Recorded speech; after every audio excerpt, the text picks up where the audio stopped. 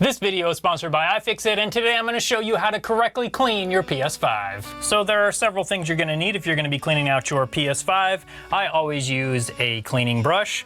Depending on how far you're going to be going, you're going to be needing some tools. I use the iFixit ProTech toolkit. If you're needing a good set of precision tools, iFixit has some of the best toolkits around, and right now they're having their best deals of the season. iFixit is also giving Tronics Fix viewers $10 off their order of $50 or more right now when you go to ifixit.com/TronicsFix. I also use a can of canned air, as well as a mini vacuum. So I like to say the PS5 has 3 stages of cleaning, going from easiest to hardest, so I'm going to start with stage 1. To get the cover off, you need to pull up on this corner, then push that way. Then we need to do the same for the bottom cover. Pull up and push. Now that we have the covers off, we can see the intake and exhaust areas on the PS5. So here is one intake area, and on the bottom side is the other intake area. So the first stage of cleaning is going to be cleaning these intake fins. And for those, you'll just need something like a cleaning brush that can just really get in there and get any dirt or dust out of these fins. Then you can go along with canned air and clean it all off like that. Once that's done, you can do the same thing on the top side. Clean off any dirt, hair, or debris that gets built up on these fins, and then blow it off with canned air. Now, if you have dust buildup on these intake fins, you'll likely have some dust buildup on the top and bottom plastics. What I normally do with any dust that's built up, if it is not loose dust, if it's kind of caked on, you need to loosen it with a brush or something like that. And then once it's loose, I go in with canned air and just kind of blow it off. And then if I really want to get it clean, I use some isopropyl alcohol and something like a paper towel or even a microfiber cloth works fine.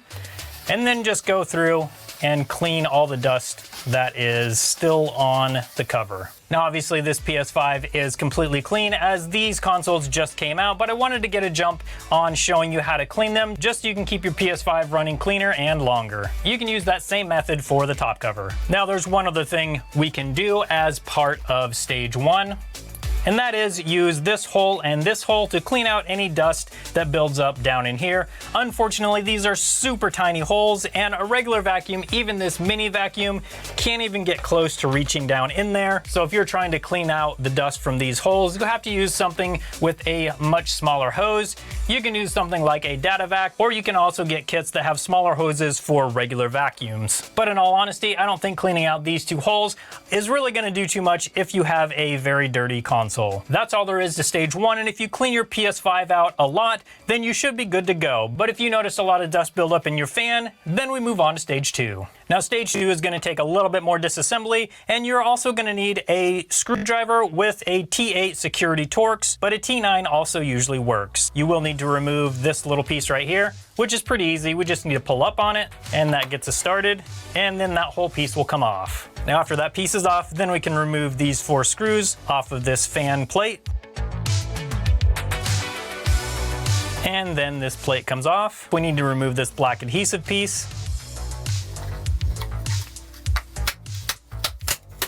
Then we just need to disconnect the fan. And to do that, I'm gonna grip with my pliers right on the edge of this white plastic piece. This more yellowish plastic piece is connected to the motherboard, so don't pull on that. So you can see how I'm just on that white part.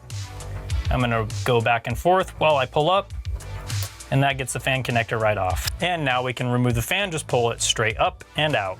Now to clean the fan on the PS5, it's gonna be the same sort of thing. We're gonna use this cleaning brush to just get in and clean any dust off of the fans. Anything that is caked on and just won't come off with a vacuum or with canned air, I'll just go through and clean off with the brush. And then you can also come on the back side, do the same thing. And then also down in here. And then after it's loose, we can come in with a vacuum and vacuum it up.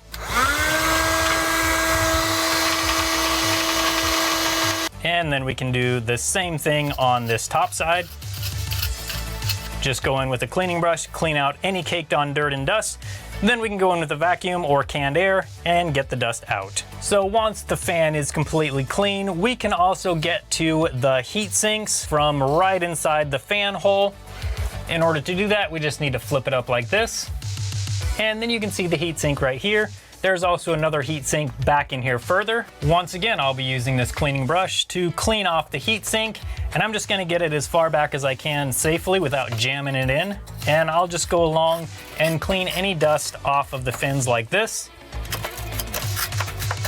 Now on a console that has a lot of dust buildup, we'll need to go in with a vacuum and just suck all of that out. You can use canned air if necessary, but a vacuum is nice because it just gets all of the dust and pulls it into the vacuum instead of using canned air where that just pushes dust all around everything else. Also, if you notice a thick layer of dust and debris on these heatsink fins, you definitely need to clean that out because that will cause overheating. But more importantly, you need to locate your PS5 somewhere else because it's just picking up way too much dirt and hair and debris, and it's just going to keep having this problem if you leave it where it is. So that's the end of stage 2. Hopefully that's enough cleaning and you can just put it together from there.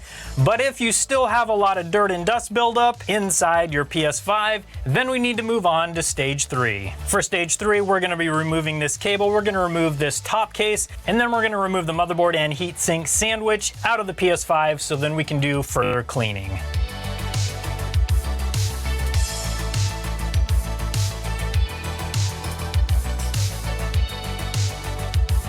Don't forget the expandable hard drive slot screw and the silver screw on the disk drive.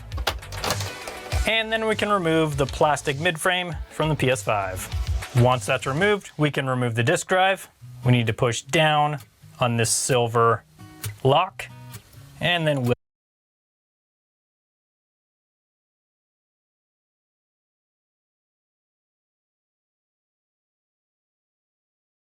This video is sponsored by iFixit, and today I'm going to show you how to and it's the same process with this brush. Just clean out the fins using this side of the brush or this side. Now we can disconnect this huge ribbon cable right here. Then we can lift out the motherboard and heatsink sandwich. There we go. The first thing you want to do with your PS5 once you get that out is clean out the power supply vent holes. You can see right here there's a whole bunch of holes for the power supply. Air goes in there and exits over here just to help keep the power supply cool.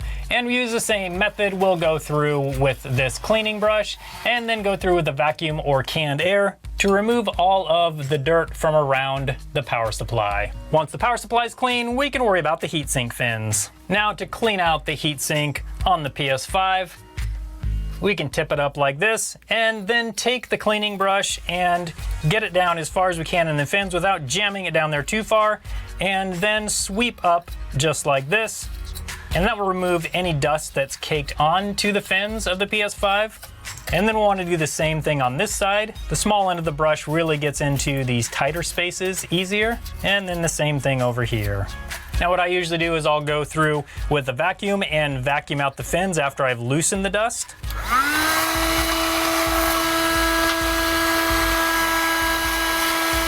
And then after that, I'll take some canned air and blow out any loose dust back through the fins out the other side of the heat sinks. Once these heat sinks are completely clean, then we're done with stage 3. Now all there is left to do is assemble the PS5. I'll be basically just working backwards from when I took it apart, and we'll first install the motherboard.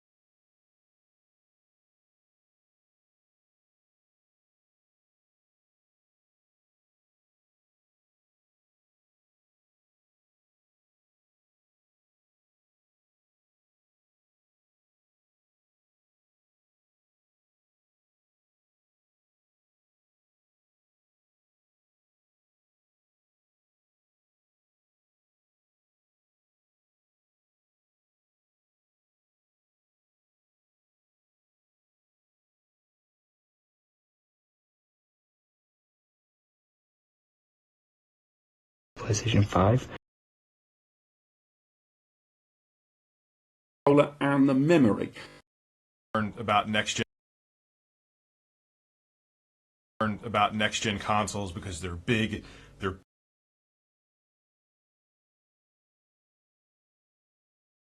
Let's get started.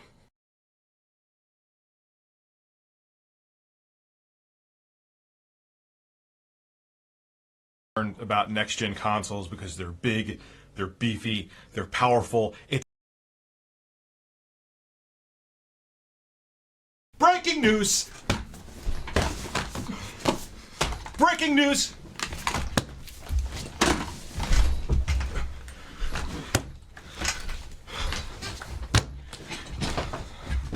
My editor said I can no longer talk about horses, so I'm going to be talking about donkeys, and that's Phil the donkey. Mwah! Let's get into the tech news.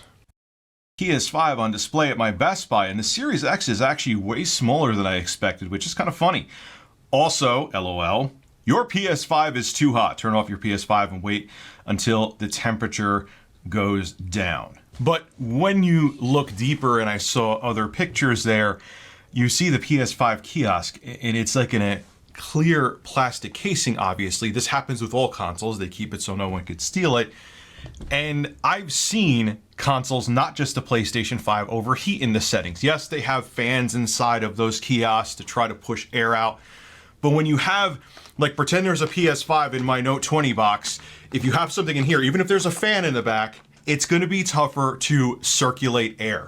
And that's why I've seen PS4 Pros, I've seen Xbox Ones, I've seen older consoles too in the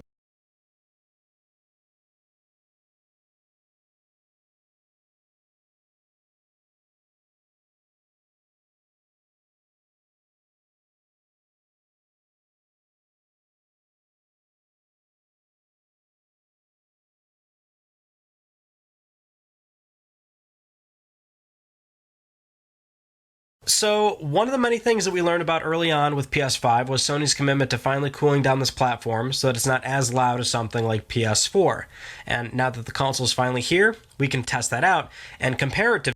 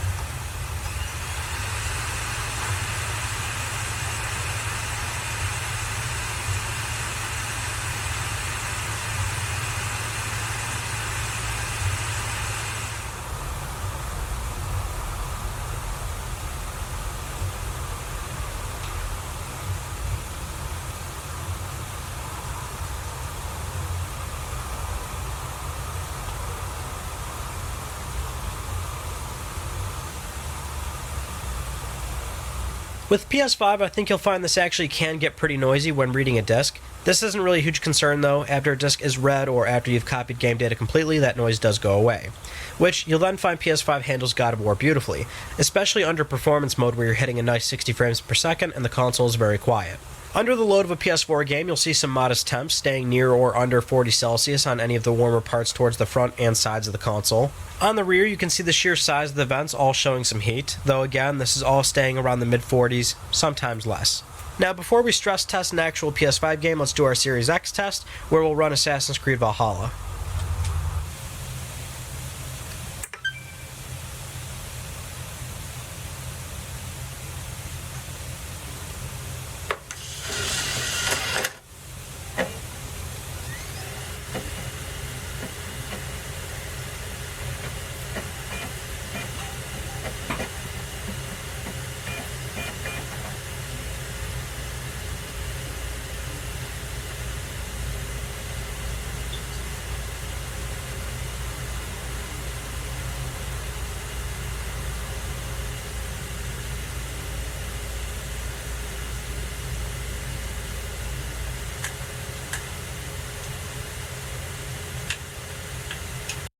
have here. The concave top of the Series X is where you'll find most of your heat, which sits comfortably around the high 40s to 50s. The rear, where we normally find most of our heat escaping on consoles, is less pronounced. Mid 40s is usually what we're looking at, using the mode favoring frame rate. This is an interesting one because depending on your sensitivity to sound, you may not have even heard this, but with headphones and turning up the volume, you'll notice a slight buzzing noise. Not an actual fan noise, just a slight buzzing. So for those curious, this is very likely coil whine. PC gamers will be familiar with this. This is where certain graphics cards and power supplies can create this phenomenon, and it happens with any electronic component that draws power, and depending on that power, that physical part might vibrate enough to where it's actually audible. Now, this isn't normally considered a defect. In fact, oftentimes PC part manufacturers won't even accept returns due to coil whine because this doesn't affect operation at all. You can actually tell it's coil whine because it gets a bit louder under more intensive games or higher frame rates. In my testing, it was actually there for God of War, but it was ever so slight. On Demon's Souls, you can hear the frequency of it adjust automatically.